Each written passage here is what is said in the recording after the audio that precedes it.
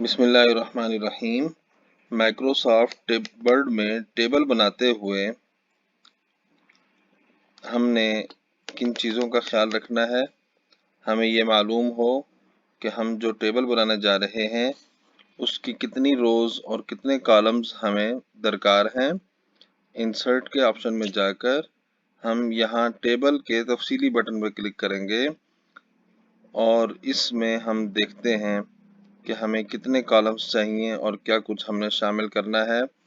تو ایک خالی جگہ پر ہم کرسر رکھ کے ٹیبل کے آپشن میں جائیں گے اور یہاں ہم انسرٹ ٹیبل کے آپشن پہ کلک کر کے جتنے کالمز ہمیں چاہیے ان کو کلک کریں گے اور جتنی روز چاہیے ہم ان کو کلک کریں گے تو ہمارا ٹیبل ہمارے سامنے موجود ہوگا۔ اس صورت میں ہمارے پاس اس طرح کی صورت جو ہے وہ سامنے آئے گی۔ آپ اس کو دیکھ سکتے ہیں کہ number of columns, number of rows ہمارے سامنے موجود ہیں۔